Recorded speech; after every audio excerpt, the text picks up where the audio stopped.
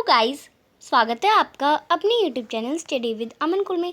आज हम लाए हैं director of education GNCT of Delhi की वर्कशीट नंबर 19 जो कि क्लास 10 के लिए है। सब्जेक्ट आपका इंग्लिश है। डेट है जिसकी 21 अगस्त 2021। आप अपना नेम एंड अपनी क्लास टीचर का नेम लिखेंगे। तो यहाँ पे आपको वही आपके चैप्टर से एक्सट्रैक्ट दे रखा है, उसका आपको केयरफुली रीड करना है और क्वेश्चन के आंसर करने हैं। The following Sunday, Lencho came a bit earlier than usual to ask if there was a letter for him. It was the postman himself who handed the letter to him, while the postman experienced the contaminant of man who has performed a good deed. Look on from his office. तो Sunday का wait करता है लंचो कि उसे जो letter है उसका reply आए, उसका वेट आए। देन वो पोस्टमैन जो होता है वो लेटर देने जाता है। तो पोस्टमैन जो होता है वो भी खुशी होता है, उसका अच्छा एक्सपीरियंस होता है कि मैं उस मैन से मिलूँगा जिससे गुड गॉड की तरफ इतनी अच्छी डीड है। वो अपने ऑफिस से जाता है। Lencho show not the slightest surprise on seeing the money, such was his confidence, but he become angry when he counted the money. जो लैंचो होता है वो मनी को देख के इतना खुश नहीं होता, सरप्राइज नहीं होता। वो कॉन्फिडेंट पहले से ही होता है कि उसे गॉड हमेशा पैसे देंगे, पर वो गुस्से में हो जाता है जब उसने मनी को काउंट करा। God could not have made a mistake और could not have denied Lencho what he had requested. तो वो कहते हैं कि भगवान ने तो मुझे उतना दिया ही नहीं जितना मैंने मांगा था। उसने कितना मांगा था? 100 पैसोज, एंड उसे मिला कितना? 70 pesos. Immediately Lencho went up to window to ask for paper and ink. On the public writing table he started to write. फिर वो अपनी विंडो के पास जाता है, पेपर लेता है, इंक लेता है एंड फिर पेपर पे लिखने स्टार्ट कर देता है। He started right with much wringing of his brow caused by the effort he had to make express his ideas.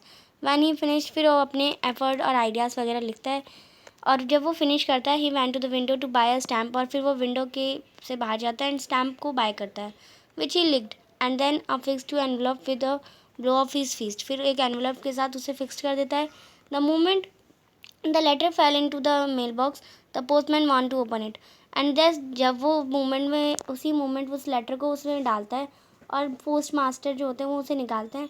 It's at God of the money that I ask for only 70 pesos reached me. तो वो लिखता है कि God मैंने आपसे जितने पैसे मांगे थे उसमें मुझे सिर्फ 70 पैसोज आए। सेंड मी द रेस्ट, मुझे बाकी भेज दीजिए। Since I need it very much, मुझे इसकी बहुत ज़रूरत है। But don't send it to me through the mail because the post office employees are a bunch of crooks Lencho. तो उसने कहा कि आप मुझे मेल के थ्रू मत भेजिएगा इस बार पैसे, क्योंकि जो पोस्ट ऑफिस एम्प्लॉयज़ हैं वो बंच ऑफ क्रूक हैं, लैंचो कहता है। हाउ मैनी लेटर, अब यहाँ पे आपको कुछ क्वेश्चन दे रखे हैं। फर्स्ट क्वेश्चन है how many letter did Lencho write to God in the story. Story में लैंचो ने कितने लेटर लिखे? तो 2 लेटर लिखे, एक फर्स्ट लेटर एक सेकेंड लेटर। सेकेंड क्वेश्चन है the post master in the story was a. अब जो पोस्ट मास्टर थे वो कैसे थे? वो इंसाइटफुल पर्सन थे, अभी क्योंकि उन्होंने इतनी उसके लिए हेल्प करी इसलिए। The post office employees were, अब जो पोस्ट ऑफिस एम्प्लॉयज़ थे बंच ऑफ क्रूक से, एथिस्ट थे, ऑर्डिनरी ग्रीडी पीपल थे, हेल्पफुल काइंड हार्टेड थे। तो लैंचो के according the post office employees are a bunch of crook, तो अब बंच ऑफ क्रूक थे वो। फोर्थ क्वेश्चन है what is the irony in the story. Irony क्या है स्टोरी में? तो स्टोरी आपने पढ़ी letter to God. The bank employee who help Lencho were regarded as bunch of crook by him. तो जो लैंचो बैंक एम्प्लॉयज़ थे, लैंचो की हेल्प करी जिन्होंने, वो लैंचो के लिए क्या थे? बंच ऑफ क्रूक थे। The hailstorm which have welcome by Lencho cause the destruction. जो हिलस्टॉर्म आया था लैंचो द्वारा वो डिस्ट्रक्शन का कॉज था। Godful Lencho had complete faith in had destroy him. जो गॉड की तरफ लैंचो का फेथ था वो डिस्ट्रॉय हो गया, या नॉन ऑफ द वर्ब। तो आयरनी है इस स्टोरी में the bank employee who help Lencho were regarded as a bunk of fruit him.